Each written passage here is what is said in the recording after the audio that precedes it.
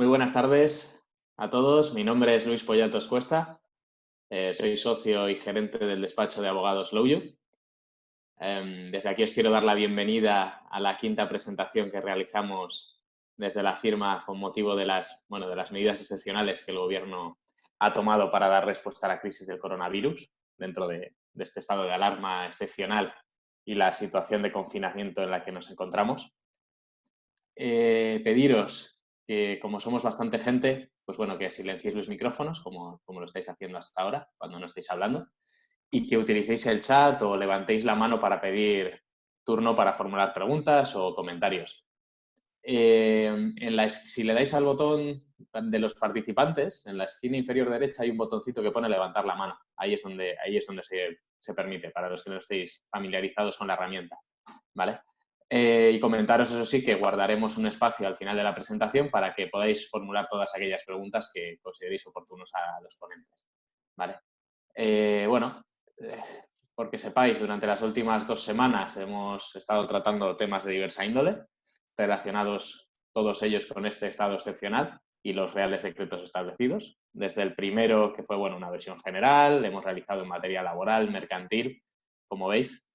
Y bueno, y también desde el punto de vista, ¿no?, de esa mercantil con la cláusula rebus y que stantibus, etcétera, y esa tabla de salvación para autónomos y empresas, ¿no? O la última charla que veíamos ayer sobre las medidas de protección del menor, temas de custodia, etcétera, ¿vale?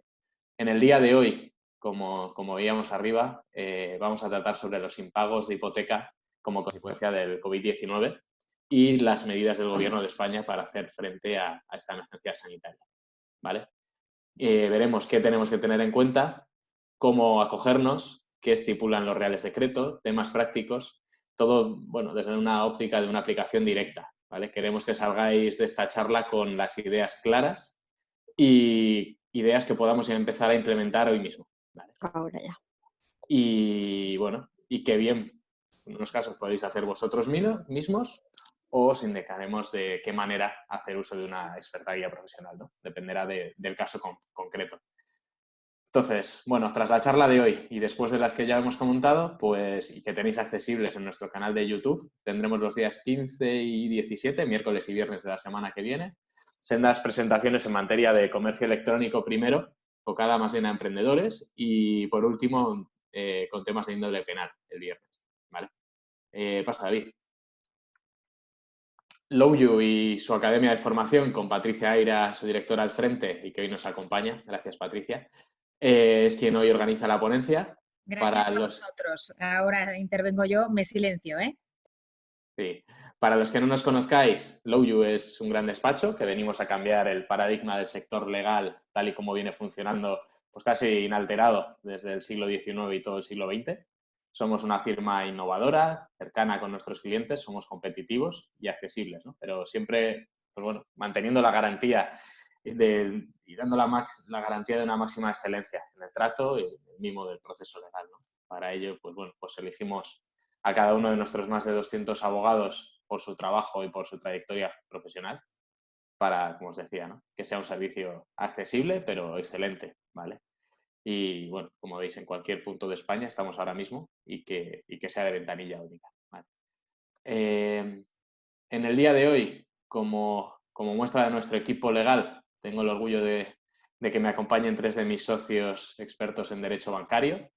Ellos son Felicidad Alcaraz Bernal, socia de LowYou de Alicante, José Ángel Soria, también socio del despacho de Palma de Mallorca, y como os presentaba anteriormente, a Patricia Aira González, que es directora de la LowYou Academy y socia de LowYou de Oviedo, ¿vale? Y os agradeceros infinitamente que tengáis la deferencia de acompañaros en el día de hoy y que podáis aparcar momentáneamente vuestras obligaciones, ¿vale? ¿Qué van a tratar hoy desde el punto de vista hipotecario? Pasa, David, por favor. Felicidad nos va a hacer una introducción y planteará en profundidad cuál es el concepto de una hipoteca. Luego, Patricia nos va a hablar sobre qué ha modificado el Gobierno mediante los decretos, mediante los reales decretos y cómo después, junto a José Ángel, cuál es la aplicación práctica. Y José Ángel finalmente terminará con las noticias relacionadas que hemos seleccionado por su importancia, ¿de acuerdo? Entonces, bueno, pues sin más preámbulo, le cedo la palabra a mi compañera Felicidad Alcaraz para que empiece con estos 2 primeros bloques del seminario. Muchas gracias, Luis. Buenas tardes y muchas gracias a todas las personas que habéis decidido participar en esta nueva webinar de LOUYOU, y nos alegramos porque ello significa que os encontráis bien de salud, lo cual que hay que decir en estas circunstancias tan tristes y tan especiales. Pero vamos a sacar cosas positivas. Vamos a comenzar hablando de la hipoteca, es decir, con algo de teoría. No sé si todos los participantes conocen cuestiones relativas a la hipoteca, pero vamos a hacer un repasito breve. No hay una definición de hipoteca ni en el Código Civil ni en la ley hipotecaria. Conforme al 1876 del Código Civil, la hipoteca sujeta directa e inmediatamente los bienes sobre que se impone cualquiera que sea su poseedor al cumplimiento de la obligación para cuya seguridad fue constituida. En exactos iguales términos se expresa el artículo 104 de la ley hipotecaria. Como vemos, o se escucha, no es una definición, pero nos ubica. Lo que sí es una definición, y la más conocida en derecho, es la que ofreció Roca Sastre. Y de ahí van a salir los caracteres o características de la hipoteca. Este profesor decía: es el derecho real, accesorio, indivisible, de constitución registral y recayente sobre bienes inmuebles, ajenos y enajenables, que permanecen en posesión de su propietario o titular y que sujeta inmediatamente lo hipotecado, cualquiera que sea su titular, al poder de exigir eventualmente la realización de su valor, así como la adopción de medidas dirigidas a salvaguardarlo. Todo ello en garantía de la efectividad de una obligación dineraria. Esta definición es completísima y nos expone los caracteres de la hipoteca que aparecen en esta diapositiva. Es un derecho real. Derecho real es el que autoriza al titular a obtener ventajas económicas de una cosa y a ejercer un poder de inmediata dominación sobre ella, sobre la cosa.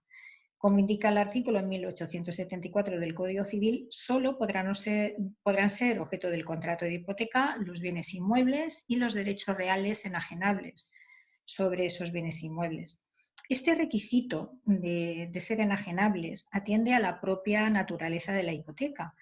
¿Por qué? Pues porque lleva aneja la facultad de venta de la cosa hipotecada por el acreedor hipotecario, para obtener con su valor de realización la satisfacción del crédito impagado. Impagado, hago hincapié en esto porque si no se impaga no hay incumplimiento por parte del deudor y por tanto tampoco nace el derecho del acreedor hipotecario a ejecutar la garantía. La hipoteca es la garantía del acreedor. Por esto solo grava bienes ajenos. El acreedor no puede, el acreedor goza de un derecho sobre un bien que no es suyo. Se constituye por su inscripción en el registro de la propiedad, conforme al artículo 1875 del Código Civil, que dice que es indispensable para que una hipoteca quede válidamente constituida que el documento en que se constituya sea inscrito en el registro de la propiedad. Si continuamos con el artículo 130 de la ley hipotecaria, veremos que solo puede instarse ejecución contra los bienes hipotecados como realización de una hipoteca inscrita sobre la base de los extremos contenidos en el título. Esto nos lleva a considerar que es un derecho formal, porque tiene que constituirse mediante escritura pública, que es el título que tiene acceso al registro de la propiedad.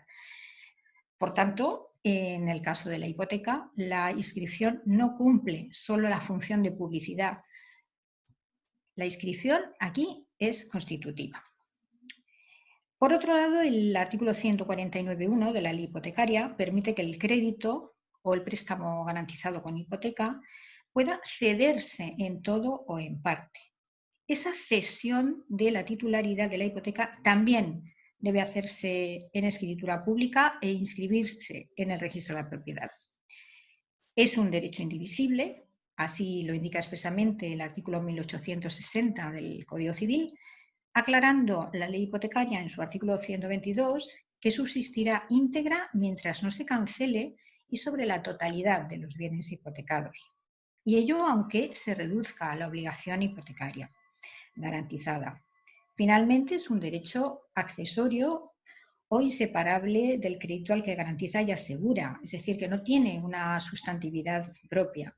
Así, por ejemplo, el artículo 1212 del Código Civil dice que la subrogación de créditos incluye los derechos anexos, o el artículo 1528 que la venta o cesión de créditos comprende las de los derechos accesorios.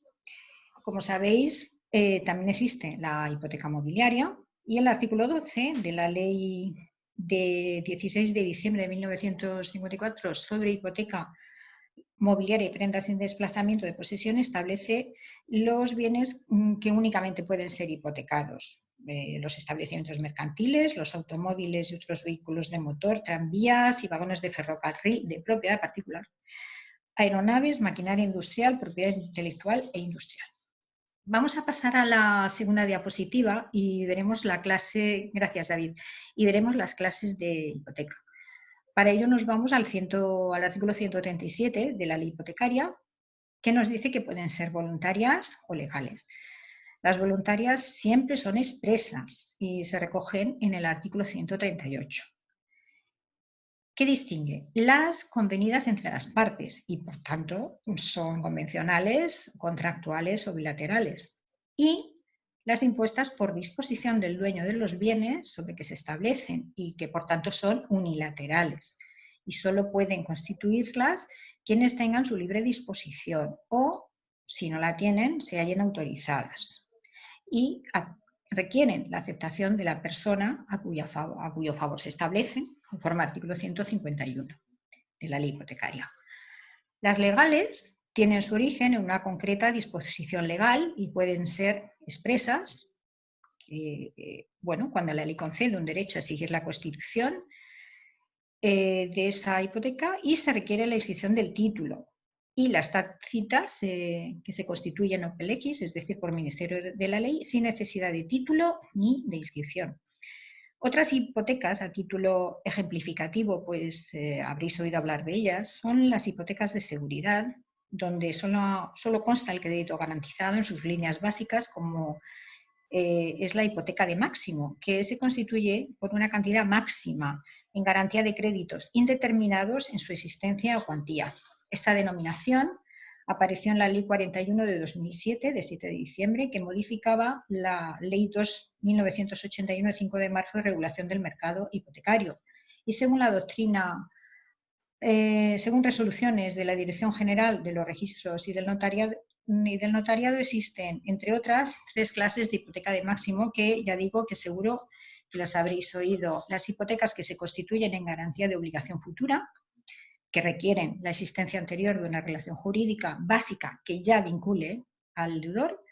Las hipotecas en garantía del saldo de apertura de cuenta corriente de crédito, en las que el acreditado puede ir haciendo reembolsos parciales de las sumas de las que haya dispuesto para ir reduciendo la deuda resultante y así poder disponer otra vez del importe total, o la hipoteca global y flotante, que puede constituirse a favor de las administraciones públicas titulares de créditos tributarios o de la seguridad social. Pasamos a la siguiente diapositiva y vemos ya finalmente las partes o los sujetos que intervienen en el contrato de hipoteca. Tenemos obviamente al deudor hipotecante, que es el propietario del inmueble o del derecho real hipotecado. Ahora bien, puede ser o no deudor del crédito garantizado. Y en este caso, cuando no es deudor del crédito garantizado, sería un hipotecante no deudor, que grava de este modo y voluntariamente un bien suyo propio en garantía de una deuda ajena. Pero ojo, no es un fiador y por lo tanto su responsabilidad, en este caso la del hipotecante no deudor, se limita al bien gravado. Tenemos, por supuesto, al acreedor hipotecario, que es el titular del crédito, que queda garantizado ese crédito con la constitución de la hipoteca. Y tenemos como una tercera figura, que puede haberla o no, al tercer poseedor, que es el que adquiere los bienes hipotecados o pignorados, por supuesto que con el consentimiento del acreedor. Ya hemos dicho que los bienes, pese a la hipoteca, pueden ser enajenados. No debe olvidarse que la hipoteca no concede al acreedor ni el uso ni el disfrute del inmueble otorgado en garantía, es decir, que no hay desplazamiento de la posesión. Y aclarado, espero, un poquito o refrescado un poco los conocimientos de los que nos dedicamos a la abogacía respecto de la hipoteca, paso el turno a mi compañera Patricia. Y muchas gracias. Bueno, muchas gracias, Felicidad. Yo creo que sí que has refrescado perfectamente, has añadido y ha quedado claro. Como decías, a continuación aparece Patricia Aira, que nos continuará explicando qué ha cambiado, ¿no?, con estos sucesivos reales decretos. Por favor, Sí, Patricia. bueno, gracias Luis, gracias Felicidad. Bueno, lo primero, gracias a todos por participar hoy en esta charla, que bueno, esperamos que sea una charla esclarecedora y luego con el apoyo inestimable de nuestro compañero y socio en Loyu, José Ángel, explicaremos un poco más de forma práctica todos los temas que vamos a comentar hoy en esta charla. Que bueno, tiene mucho mérito que estemos todos aquí, efectivamente, como bien dice Felicidad, aunque solo sea por tema de salud. Y bueno, yo me voy a centrar en explicar cuáles son las medidas que ha adoptado el Gobierno de España para, digamos, hacer frente al riesgo que existía sistémico en España como consecuencia de la actual situación de la crisis económica por el coronavirus. Como comentaba antes, Felicidad, claro, ¿cuál es la cuestión? El tema es que al constituirse un derecho real para garantizar una deuda, en este caso un derecho real de carácter inmobiliario consistente en una hipoteca, como bien explicaba Felicidad, lo que ocurre es que, digamos, que el acreedor hipotecario podrá ejecutar el título sobre el bien hipotecado cuando se haya producido un incumplimiento. Es precisamente por ese motivo por el que el Gobierno de España introduce una serie de medidas con el Real Decreto Ley 8/2020 para proteger a los deudores hipotecarios en situaciones de vulnerabilidad, previendo que se puedan producir impagos de cuotas hipotecarias que puedan habilitar al acreedor inmobiliario, que en este caso suele ser una entidad financiera, digamos, pudiendo permitir al acreedor hipotecario ejecutar el bien hipotecado. Esa es un poco la finalidad. Es decir, lo que al final estamos buscando es evitar que por impagos de cuotas mensuales de la hipoteca, pues el acreedor bancario, el acreedor hipotecario, en este caso que suele ser un banco, pues digamos pueda ejecutar una hipoteca. Lo primero que hay que tener en cuenta es que la práctica habitual en el sector, y esto creo que es relevante comentarlo, es que una hipoteca se ejecuta en el ámbito bancario cuando se ha producido el impago de al menos 3 recibos consecutivos de la mensualidad de la hipoteca y después de haberse notificado por escrito al deudor. Esta es un poco la práctica no escrita en ninguna ley, pero sí habitual en el mercado bancario, que se utiliza cuando se producen impagos en hipotecas. Y precisamente comento esto para entender también un poco, digamos, las medidas adoptadas por el Gobierno de Bueno, entonces, ¿qué es lo que regula el Real Decreto Ley 8/2020? Bueno, pues en los artículos 7 a 9, lo que establece el Real Decreto Ley es una moratoria de la deuda hipotecaria. Se establecen medidas, como dice el artículo 7, que van dirigidas a procurar una moratoria de la deuda hipotecaria para adquirir vivienda habitual. Esto es importante, ¿vale? En este primer Real Decreto, en el Real Decreto Ley 8/2020, se habla de la moratoria de la deuda hipotecaria respecto de hipotecas para la adquisición de vivienda habitual. Aunque luego veremos que esto cambia un par de semanas después, porque últimamente nuestro marco jurídico es bastante cambiante y se extiende este ámbito de aplicación. Bien. Y después, como decía, en cuanto al ámbito de la aplicación, el artículo 8 del mismo Real Decreto nos habla de cuál es el ámbito de aplicación de esta moratoria de la deuda hipotecaria, ¿no? Y nos explica que este ámbito de aplicación será inicialmente para la adquisición de vivienda habitual o de inmuebles afectos a la actividad económica que desarrollen empresarios y profesionales. ¿Vale? Esta modificación para la afección a la actividad económica procede del Real Decreto Ley 11/2020 al que me voy a referir con posterioridad, pero ya aparece consolidada en las versiones oficiales del Boletín Oficial del Estado. Bien. ¿Y qué es lo que se plantea? Bueno, pues digamos que se buscan 2 medidas de protección. Una dirigida a lo que es, digamos, el deudor hipotecario, es decir, el deudor principal de la deuda hipotecaria garantizada con una hipoteca inmobiliaria a favor del acreedor hipotecario, que va a ser habitualmente una entidad financiera, y otra dirigida a los fiadores o avalistas. Hablo de fiadores o avalistas porque así es como los denomina el Real Decreto, aunque en realidad estamos hablando de un término un poco impropio, jurídicamente hablando. Felicidad, compañera de concursal, seguramente entenderá cuando me refiero a impropio, en el sentido de que no se habla de si estas garantías a las que protege este Real Decreto Ley son garantías a primer requerimiento, fianzas solidarias o fianzas mancomunadas, fianzas con beneficio de división y exclusión, que debería ser lo lógico, o cuáles son exactamente el tipo de garantías que protege este Real Decreto. Luis, por favor, si... Bien, fenomenal. Entonces, bien, el artículo 9 del Real Decreto Ley 8/2020 lo que hace es, digamos, determinar de forma muy clara en qué supuestos se va a poder solicitar la moratoria de la deuda hipotecaria, que luego vamos a explicar en qué consiste. Bien, ¿qué es lo que hace el artículo 9 del Real Decreto Ley 8/2020? Bueno, pues fundamentalmente este artículo 9 lo que nos explica es que para poder solicitar la moratoria de la deuda hipotecaria, que no es una exoneración, es una moratoria, por tanto un aplazamiento, como vamos a explicar después, debe encontrarse el deudor hipotecario en alguno de los 4 supuestos que estamos viendo ahora en pantalla. Bien, el primero es el supuesto de situación de desempleo, es decir, que el deudor hipotecario se encuentre en desempleo porque haya sido despedido de su puesto de trabajo o en un expediente temporal de regulación de empleo, el famoso ERTE, como ahora los denominamos y se ha escuchado tanto esta mención. Segundo, porque haya habido una reducción de los ingresos de la unidad familiar. Y aquí es importante tener en cuenta que se habla de ese concepto de unidad familiar, es decir, lo que nos dice el Real Decreto Ley, que luego además lo concreta en los artículos 10º y 11º, es que se tiene que haber producido una reducción muy importante de los ingresos de la unidad familiar en su conjunto, que no deben superar en concreto una cuantía equivalente a 3 veces el IPREM, el índice del IPREM, al que nos referiremos después más en detalle cuando José Ángel empiece a entrar en la parte más, digamos, más práctica de esta charla. Bueno, después tenemos el tercer límite, que sería el hecho de que la cuota hipotecaria que abona el deudor hipotecario supere por importe el límite del 35% de los ingresos netos de toda la unidad familiar, porque la cuota hipotecaria sea muy alta.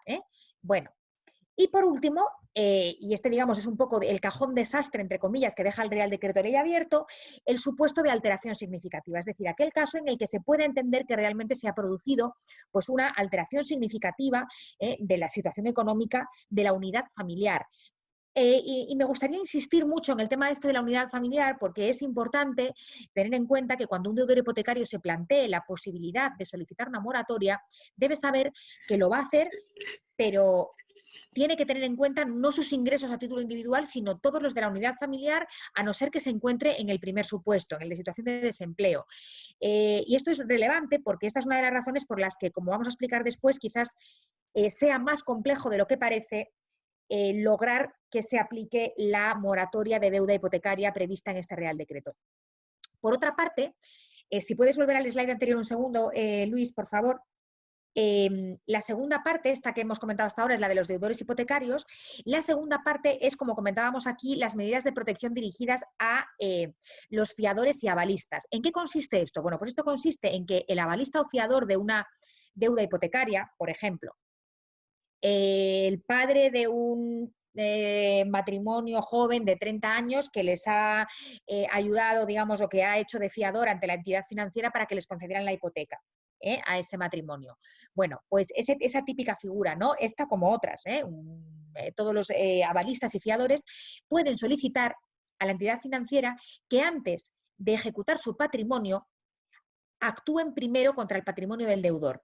¿Por qué se incluye esta mención y se hace de esta forma? Bueno, pues como comentábamos el otro día precisamente en un debate que teníamos con Felicidad Alcaraz y con José Ángel Soria, lo que ocurre es que la fianza solidaria, por concepto, permite al acreedor hipotecario o al acreedor en general actuar de forma indistinta contra el deudor principal o contra el fiador, porque el fiador habitualmente lo que hace es renunciar a los beneficios de orden, división y exclusión que le permite, digamos, el Código Civil. Entonces es importante que tengamos en cuenta que este Real Decreto está pensando en ese perfil de fiador que no tiene en principio una vía de protección directa porque ha renunciado a ella por contrato. Entonces, lo que hace, digamos, el Real Decreto es realmente, digamos, retrotraer la situación de ese fiador a la situación ordinaria de nuestro Código Civil. Por extraño que pueda parecer, es decir, lo único que están haciendo en realidad es devolver la situación del fiador a la ordinaria que habría sido en caso de que ese fiador no hubiera renunciado a sus beneficios previstos en el Código Civil. Si puedes seguir, Luis, por favor. Bien. Y ahora paso a la siguiente parte. Bueno, como veis, digamos, o como sabréis por cómo se está produciendo, digamos, últimamente el desarrollo normativo en España, pues están habiendo muchos cambios, los más recientes, introducidos por el Real Decreto Ley 11/2020, que modifica parcialmente o completa de alguna forma el marco jurídico previsto en el Real Decreto Ley 8/2020 que acabamos de comentar. En el caso concreto de la moratoria de la deuda hipotecaria, lo que hace este Real Decreto Ley es ampliar el ámbito de aplicación. ¿A quiénes? Bueno, pues a los autónomos, empresarios y profesionales respecto de aquellos inmuebles que tengan hipotecas y que sean inmuebles afectos a la actividad económica. Imaginemos, por ejemplo, una hipoteca sobre el local de un restaurante, por poner un ejemplo práctico. Y luego también a las personas físicas que tengan arrendados inmuebles por los que no estén percibiendo la renta arrendaticia, por los que no estén percibiendo la renta. Es decir, estamos pensando pues, en el perfil de alguien que está pagando la hipoteca de un piso o de una casa que la tiene alquilada a un tercero. Ese tercero no le paga el alquiler, ¿no? Y se está provocando pues, una situación de vulnerabilidad económica, ¿no? Obviamente, estos beneficiarios tienen que cumplir, y retomo nuevamente ese concepto de vulnerabilidad económica, con ese concepto al que me acabo de referir de vulnerabilidad económica regulado en el artículo 9 del Real Decreto Ley 8/2020. Sí, continúa, Luis, por favor. Bueno. Muchísimo, sí. Otras medidas introducidas en este Real Decreto Ley 11/2020 son las que veis aquí, que es que, digamos, los pagos se posponen por idénticos periodos, y además que la posibilidad de moratoria se amplía también a los créditos y préstamos de carácter no hipotecario, incluidos los créditos al consumo. Bueno, durante este periodo, en principio, el acreedor no va a poder exigir el pago de las cuotas, ¿bien? Y digamos que se extendería el escudo de protección de la moratoria que acabamos de comentar. Adelante, Luis. Bueno, a partir de aquí ahora vamos a comentar, bueno, va a comentar mi compañero José Ángel Soria, yo voy a intentar echarle una mano en las partes que correspondan. Digamos, vamos a buscar ser un poco prácticos y explicar cómo aplicaría, digamos, en la práctica ese concepto de vulnerabilidad económica, es decir, qué requisitos tiene que cumplir el deudor, una persona física, digamos, o un empresario para poder solicitar estas moratorias que prevé esta nueva normativa en vigor como consecuencia del estado de alarma. Adelante. Hola, buenas tardes. Gracias a todos. Gracias, compañeras. Bien, vamos a dar, digamos, una visión más práctica de esta normativa COVID-19. Bien, como mi compañera nos indicaba, hablaba sobre la unidad familiar. Bien, esto es muy importante, porque la normativa COVID-19, como yo le llamo, considera sujetos vulnerables a los siguientes. Viene determinado por el tope de ingresos, que se refiere a la unidad familiar. Y esta debemos entender que está compuesta por el deudor, su cónyuge, no separado legalmente, o pareja de hecho inscrita, y los hijos, con independencia de su edad, pero que residan en la vivienda, incluyendo, llamémosle, los vinculados por una relación de tutela, guarda, acogimiento familiar, y cónyuge no separado legalmente o pareja de hecho inscrita, pero que residan en la vivienda. Esta es la unidad familiar. Además, a todo esto debemos tener en cuenta que este límite se incrementará en 0,1 veces el IPREM, que digamos es el, llamémosle, salario objetivo que se calcula, ¿no?, por hijo y por la unidad familiar. Es decir, llamémosle que tendría, por cada hijo tendría 0,1 veces más y eso saldría unos 54 euros más o menos por cada hijo. A este IPREM también se le podrían, digamos, si tienes otro hijo, sería, digamos, un 0,15 15 veces el IPREN por cada hijo en caso de una unidad familiar monoparental, es decir, digamos que solo dispongamos que sea papá y el hijo o mamá y el hijo. Bien, es decir, eso serían unos 80 euros por hijo.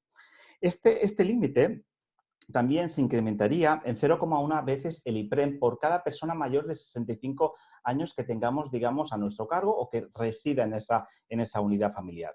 Aproximadamente, como he indicado yo, unos 53 euros, 54 euros. Bien, sigamos. Si alguno de los miembros de la unidad familiar tuviese declarada algún tipo de discapacidad superior al 33%, pues estaría esta persona en una situación de dependencia o enfermedad que incapacitaría para acreditar, digamos, de forma permanente que realiza una actividad laboral.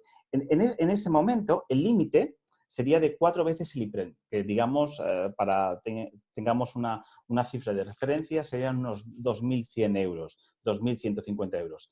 Y sin perjuicio de los incrementos que vayamos acumulando por los hijos a cargo. ¿Bien? En el caso de que el deudor hipotecario sea persona con parálisis cerebral, por ejemplo, o algún tipo de enfermedad mental, con discapacidad intelectual o con algún grado de discapacidad también reconocido o superior al 33%, pues también, digamos, se le sumaría 5 veces el IPREN, que es, llamémosle, estaríamos hablando de 2.690 euros. ¿Bien? Bien, vamos a ver. El total de las cuotas hipotecarias de los inmuebles a los que se refiere el artículo 19 del Real Decreto 11/2020, más los gastos y suministros básicos que resultasen superiores al 35% de los ingresos netos que perciba el conjunto de los miembros de la unidad familiar. Estos también serían considerados lo que comentábamos al principio como la unidad familiar y sujetos vulnerables. Bien, a estos efectos se deberá entender como gastos y suministros básicos el importe del coste de suministros de electricidad, gas, gasoil, calefacción, agua corriente, todo. Solo tendríamos en consideración, digamos, los gastos de suministro y gastos de suministro básicos, los suministrados a la vivienda habitual de la unidad familiar. Esto es importante. Vivienda habitual y unidad familiar. Este binomio tiene siempre que estar unido. Si no, no podríamos, digamos, acogernos a este tipo de, llamémosle, de normativa COVID-19, ¿no? A ver, y que a consecuencia de esta emergencia sanitaria, este es el punto cuarto, que es, digamos, llamémosle el cajón desastre, esta unidad familiar haya sufrido algún tipo de alteración significativa de sus circunstancias económicas en términos de esfuerzo de acceso a la vivienda. Es decir, pues aquí podría caber todo.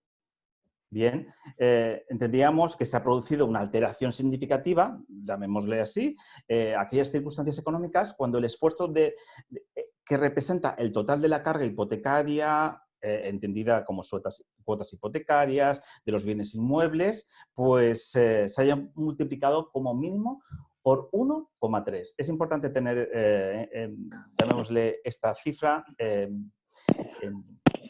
en consideración, porque a partir de ahí entendemos nosotros que sí que, llamémosle, pues digamos que entrarías en lo que yo llamo ese cajón desastre del punto 4. Bien, David, ¿puedes pasar a la siguiente diapositiva?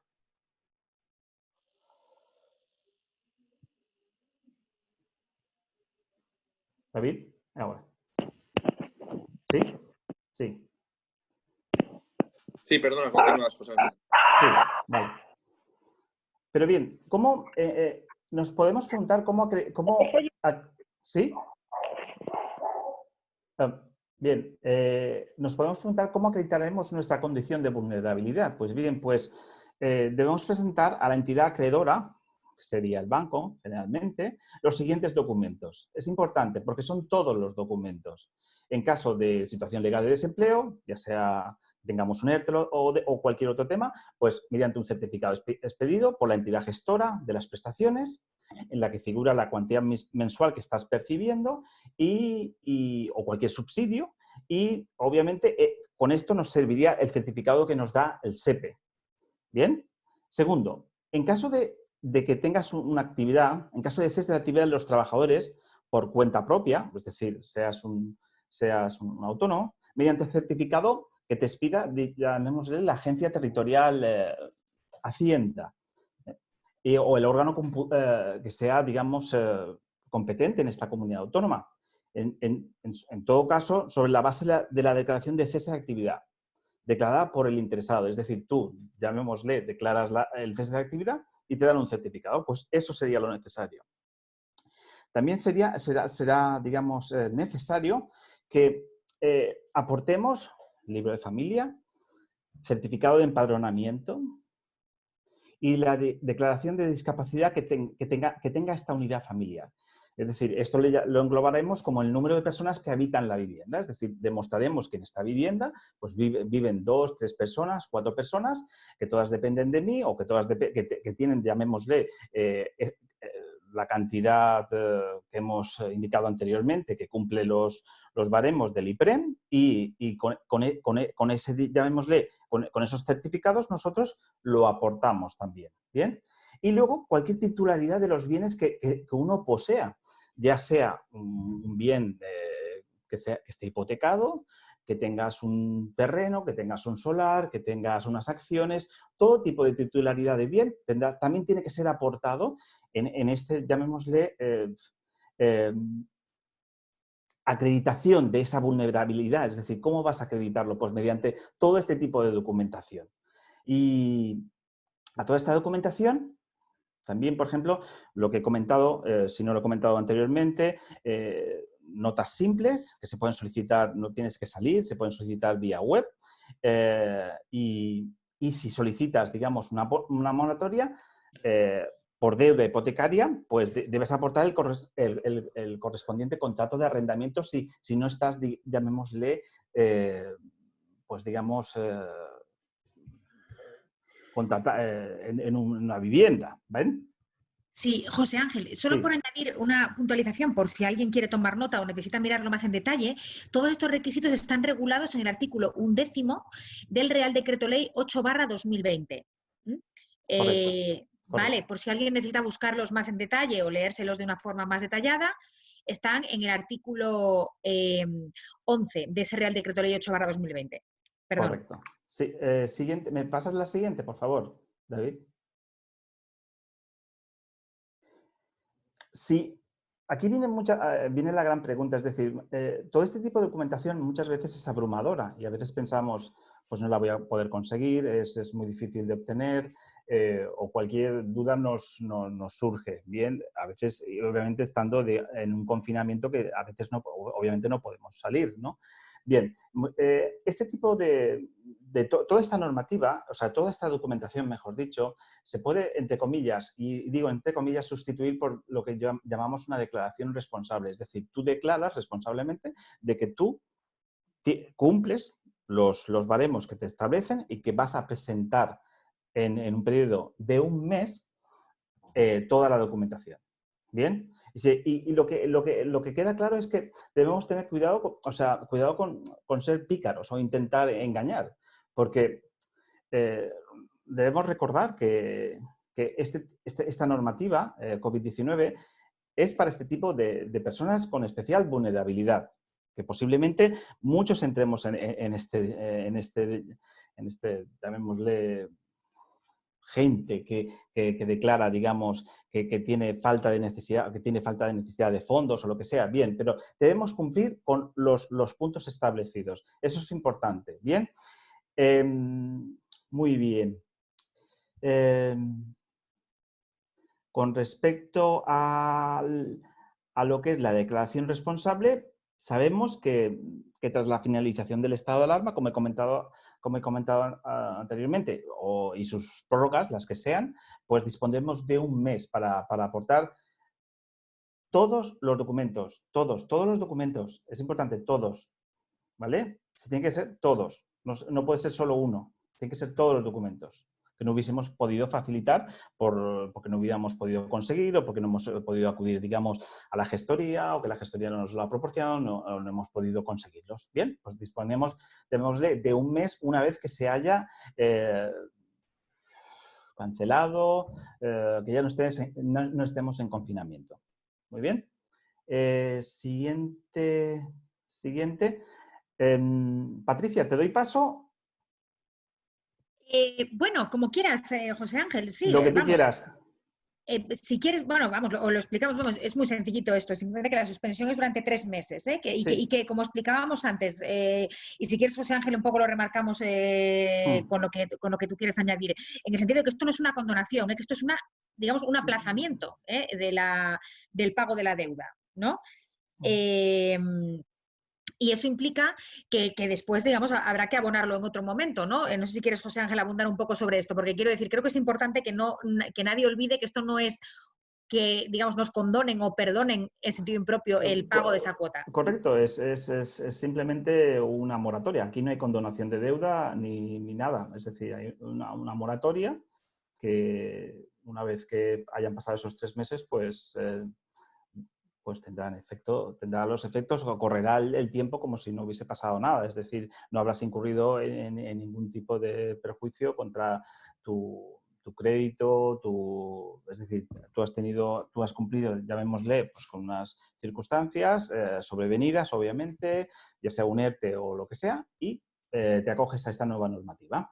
O sea que, bueno, sí, sabemos que durante... Bueno, perdona, sí. No, adelante, José No, Ángel. que sabemos que durante este periodo de moratoria, pues la entidad acreedora, o sea, nuestra entidad bancaria principalmente, pues no nos va a poder exigir ningún tipo de cuota hipotecaria, ni ningún tipo de concepto, ya sea amortización de capital, pago de intereses, nada, ni en un porcentaje y tampoco se devengarán intereses, lo cual a todos los usuarios, pues bueno, es positivo para protegernos. Es correcto. Y bueno, después está el tema que aparece en la segunda parte de la cláusula, y además es importante comentar, precisamente en línea con esa práctica habitual bancaria que yo comentaba del impago de 3 cuotas, que luego se modificó por la última ley hipotecaria que salió el año pasado. Supongo que todos recordaréis ese momento en el que empezaron a hacerse esos test en las notarías para firmar hipotecas, etcétera, ¿no? Y bueno, una de las cosas que se incluyó fue este tema de las cuotas, que se incluyó por ley. Y bueno, aquí habla José Ángel en esta, bueno, digamos, o hablamos en esta presentación de la inaplicación de la cláusula de vencimiento anticipado. Bueno, me gustaría un poco, además, con la experiencia financiera de muchos años, explicar un poco qué es una cláusula de vencimiento anticipado para quien no sepa lo que es, y que lo sepa porque lo tiene todo el mundo en cualquier contrato que haya firmado con una entidad financiera, cualquier contrato de financiación. Una cláusula de vencimiento anticipado es una cláusula en la que se prevén una serie de supuestos que, en el caso de que se den, en el caso de que se cumplan, permiten al acreedor, en este caso al banco, ejecutar el bien hipotecado o el bien garantizado, o exigir la totalidad del cumplimiento de la deuda.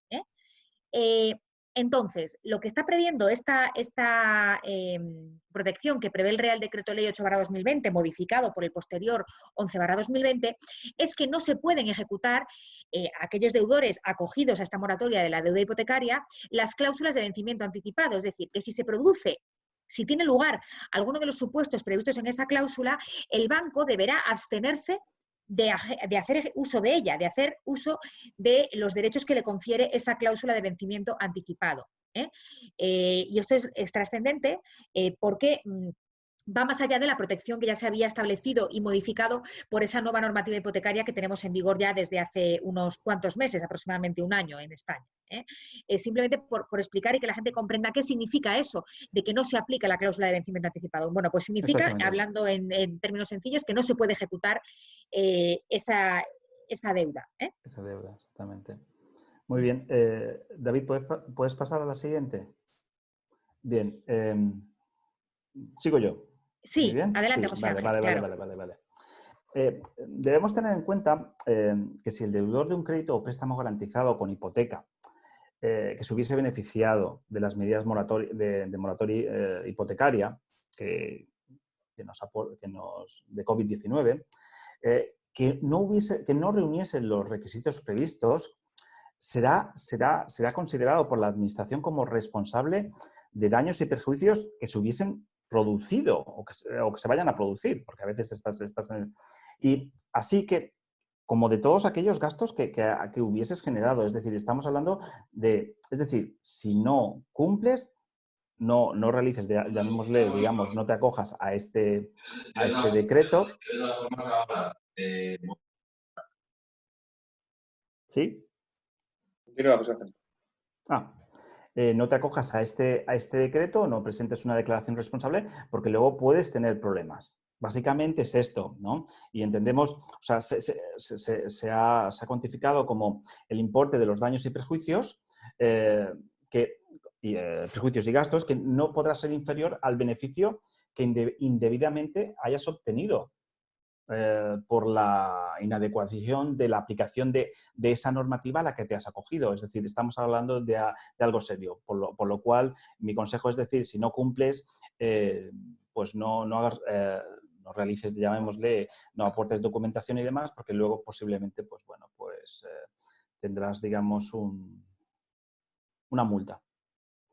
Y prácticamente ya está en lo que son las consecuencias de aplicación indebida. David. Ahora, David. Bueno, sí, José, sí. Nada, pues oye, muchas gracias a los dos por esta parte. Como sigues tú, José, con esto, pues sí, bueno. Paso a comentar, exactamente, sí. Luis, gracias.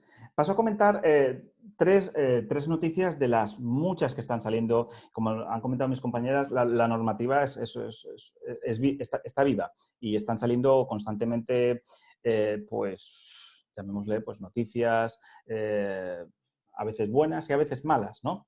Y entonces, pues bueno, la primera noticia que vamos a comentar salió en el periódico, fue publicada recientemente el 6 de abril del 2020, en la que se anunciaba que tanto la AEB como la CECA, que son AEBs bancos y CECA son cajas de ahorros, pues que ellas mismas, que aunque aquellas personas que no cumpliesen los criterios que nos exigía, digamos, el Real Decreto, ellas tomaban una posición proactiva y pasaban a realizar moratorias, ¿vale? Es decir, pasamos de aquellas personas que tienen que cumplir los requisitos, pues bien, la Asociación de la Banca Española y la CECA, ellas consideran, ellas de motu propio, pues han indicado que ellas mismas van a, incluso para aquellas personas que no cumplen los cuatro puntos, pues ellas también van a acogerse, o sea que todo el mundo podrá acogerse, incluso aquellas personas que no cumpliesen, ya sea por un punto, 2 puntos, lo que fuese, ¿no? Y la moratoria que ellas están trabajando consistiría en un aplazamiento de hasta 12 meses en el pago del capital, pero no de intereses y demás costes. Recordemos que en la normativa la moratoria sería para todo, intereses, costes, cualquier cosa, pero ellos solo hablan de hasta 12 meses en el pago del capital, de la hipoteca importante, sobre la primera vivienda, no casas de verano o segundas viviendas, nada de esto, primera vivienda. Y que aquellas personas que estuviesen afectadas, obviamente, y que demostrasen económicamente por la pandemia.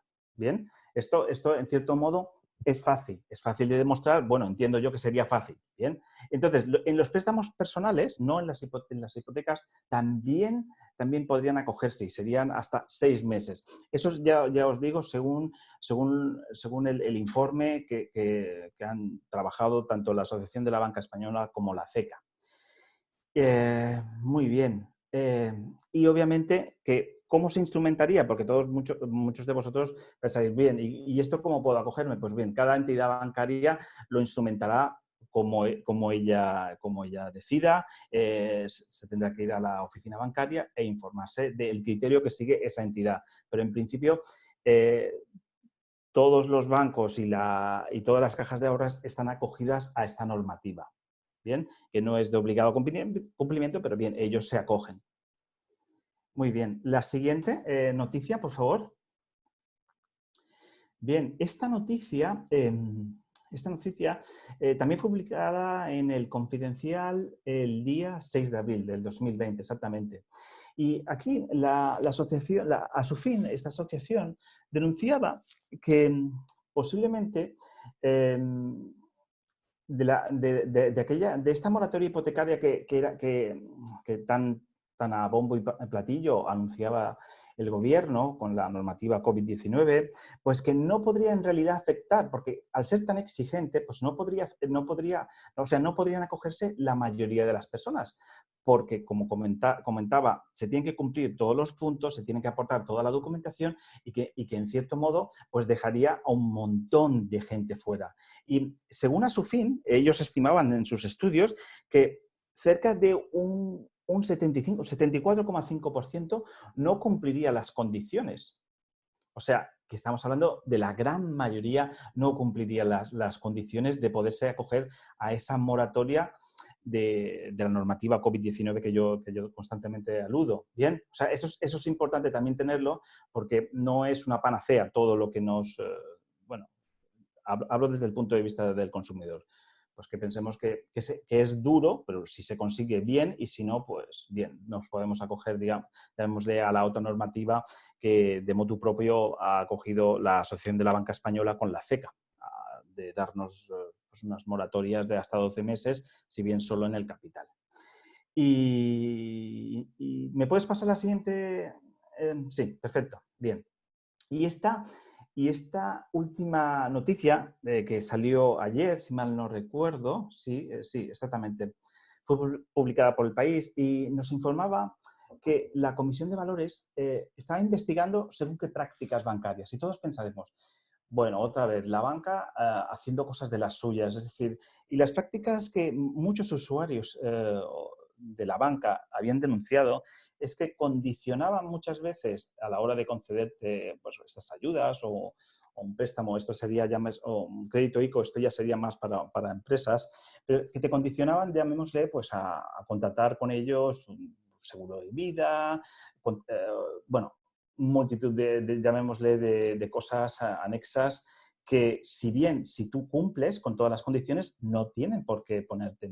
Es decir, no está establecido. Es decir, a ti te lo tienen que dar limpio.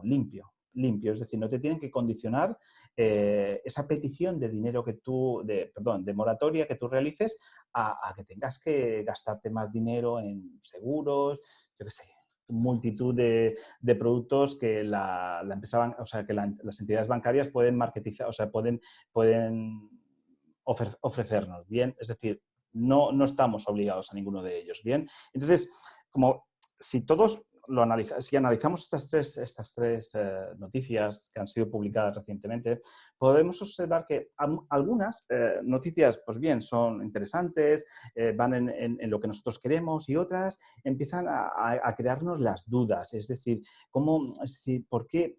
Que no nos gustaría escuchar en estos momentos ese tipo de cosas, sobre todo la última, la del País, que ya vemos que quizás la banca intenta colocarnos algún tipo de producto que vuelvo a decir que no queremos, ¿bien? Pues a nosotros tampoco nos gusta, como digo yo, ofrecer este tipo de noticias, ¿no? Hablo a los abogados, compañeros abogados, pero yo lo único que os puedo decir a todos vosotros es que os aviso, es decir, el mejor consejo que os puedo dar ahora es que ante la menor duda no os cortéis, que lo consultéis con un profesional y que os guiará seguramente en estos tiempos que nos ha tocado vivir. Y eso es seguro.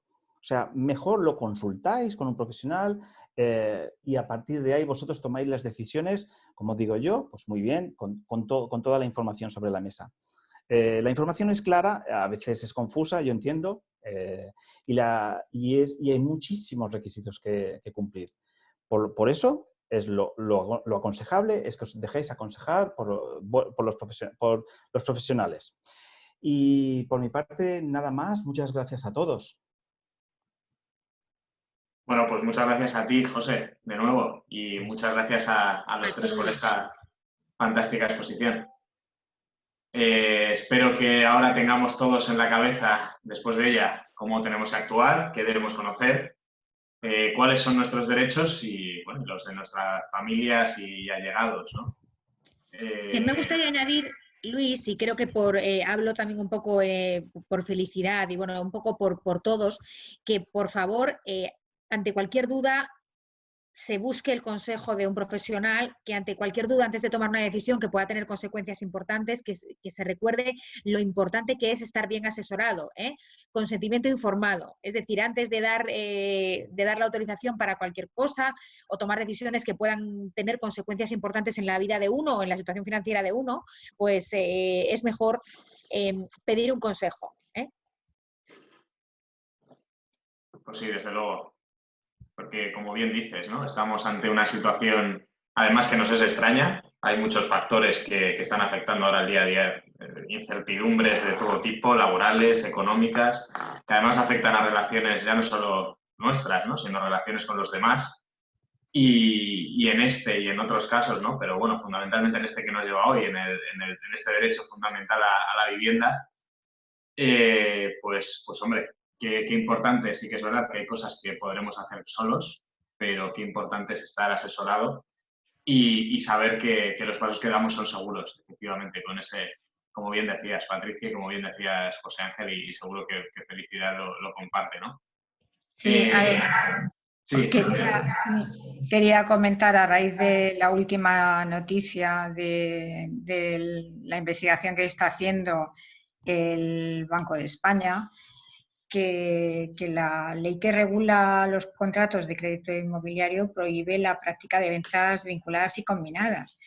Y bueno, en esta webinar no estamos hablando expresamente no tocaba el tema de los ICO, pero que no se puede exigir la contratación de un seguro de vida asociado al ICO. Pero es que, claro, los bancos siguen comercializando seguros cuando conceden créditos porque la banca domina el mercado de los seguros de vida, Vida Caixa, BBVA Seguros. Entonces, pues menos mal que competencia ha dejado a un lado por el momento a los colegios de la abogacía y se ha centrado en estas prácticas, que desde mi punto de vista, mi modesto punto de vista, son ilegales totalmente. Era la apreciación que quería decir. Gracias, Felicidad. Sí. Completamente de acuerdo desde mi punto de vista, desde luego.